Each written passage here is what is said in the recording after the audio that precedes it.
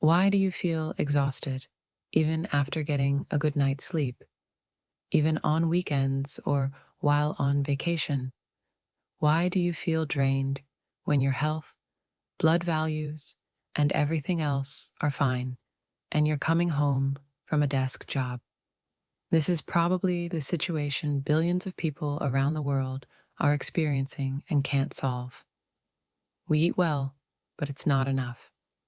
We take supplements, but that doesn't work either. So, what's the reason for this? The answer is simple. It's you. Welcome to the truth. You wake up feeling great, saying it's going to be a fantastic Monday, and you head to work. But by 3 p.m., your battery is dead. The next day, it's 2:30. The day after that, it's 2 o'clock, then 1 o'clock. And by Friday, you're starting the day with a brain in total disarray. When you go online, you're bombarded with countless reasons for this. You see people saying you think too much, others suggesting you have insomnia, some blaming Mercury retrograde, others saying that the exhaust fumes from planes are slowly poisoning the cities, and some going so far as to claim that humanity is being slowly killed by gases released into the atmosphere. A confusing web of topics makes things even worse for you. The media and the industry, aware of your lack of performance, convince you that you'll never start your day without their worthless coffees. So, you end up relying on coffee, tea, and energy drinks just to survive a workday, even at a young age. Do you think this is a sustainable lifestyle? Of course not. This is why, eventually, you begin living off psychological pills and supplements. And all the money you've earned goes back into the pockets of an industry that doesn't show you the truth. So how will this vicious cycle end? While the exact cause of the problem is unclear, how can you escape this hell? The answer is simple: by reading the works of scientists who have managed to remain free of all this pressure. For those of you saying you don't have time, well, that's why we have the truth, right? Let's go back to the 1970s. As the American lifestyle was rapidly evolving, people were heading toward the peak of consumption and production with new technologies and opportunities. Skyscrapers were rising in cities, factories were producing every type of product, and the new technology of computers was entering every aspect of people's lives. Hundreds of clothing stores, thousands of restaurants, and TV with 10 different channels to choose from. Don't laugh. This is actually an important detail. You'll see why soon. Thanks to all these innovations, the American public and, later, the rest of the world were introduced to this new concept: unlimited choices. But in this capitalist paradise, as all this growth was happening, a rise in the consumption of psychological pills was also observed. And this piqued the curiosity of neuroscientist John Olney. Olney, who was researching how modern living conditions affect the brain, introduced the concept of excitotoxicity, and for the first time, the chemical glutamate, a neurotransmitter that our brain uses the most. Glutamate, the neurotransmitter your brain uses the most, is crucial for nearly every decision you make. It helps transmit data in the brain for virtually every action you take. But glutamate has another hidden effect. According to Olney's research, excessive glutamate accumulation can actually harm your brain. The important lesson here is that too much of a good thing can be harmful. Let's take a quick trip back in time. Tens of thousands of years ago, according to what we know, our ancestors lived in caves or very simple dwellings in small groups. Their only goal was survival. They would wake up, go out of the cave, gather fruits and vegetables, and the hunters would go out to hunt. After a full day of work, they'd come back, eat, and sleep.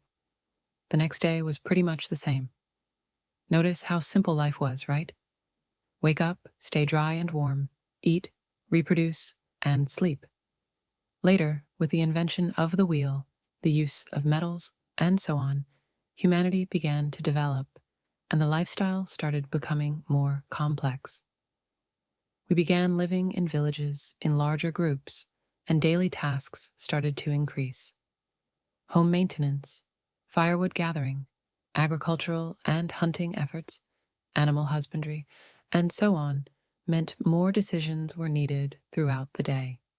As a result, the hippocampus, which controls memory, the prefrontal cortex, which manages attention, decision-making, and mental control, the basal ganglia, responsible for movement and reward systems, and the amygdala, responsible for emotional responses, began working harder and sending more signals.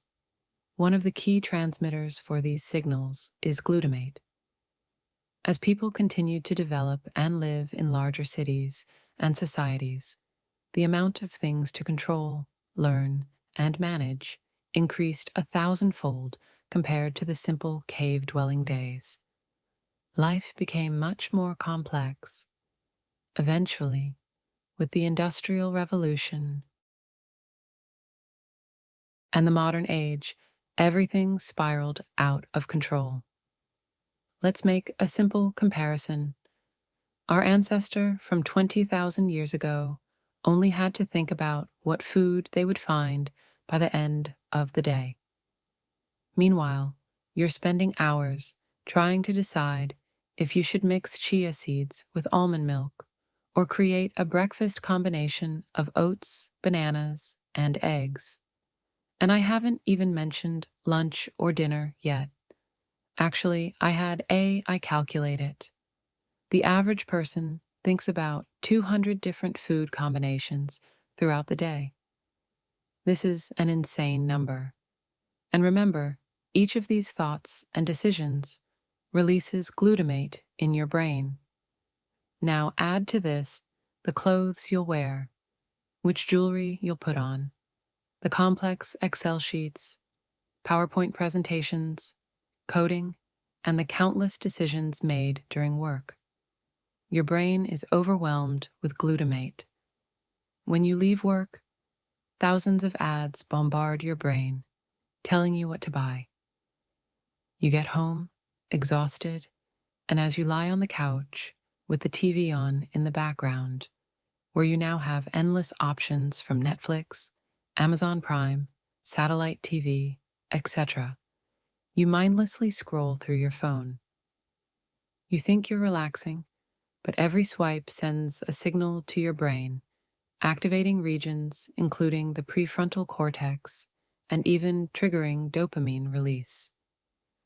Dopamine, the brain's feel-good hormone, is released every time you make a decision, and you keep getting hooked on that microdose of pleasure. This isn't much different from substance addiction. In one case, you experience the intense high and crash all at once. In the other, you experience the high in small doses, and it gradually becomes your lifestyle. That's why you lose track of time while scrolling through your phone. The apps are designed to keep you hooked. By the time you go to bed, your brain is flooded with glutamate, and even though you've slept 7 to 9 hours, your brain only clears about 100 units of glutamate, while your maximum level is now 200 plus. This cycle continues, and eventually, glutamate never returns to zero. That's why, even with sleep, you never feel fully rested. You're stuck in a vicious cycle that makes you feel constantly tired, regardless of sleep. But don't despair. There is hope. Once you understand your enemy, you can start fighting back. Modern life is demanding, but we can adjust our lifestyles in a way that helps reduce the burden. First, let's address a major misunderstanding about sleep. Your biological clock evolved over hundreds of thousands of years based on a day-night cycle, responding to light and dark. But now, our environments are constantly lit up with bright TVs and phones. This messes with your body's sleep rhythm.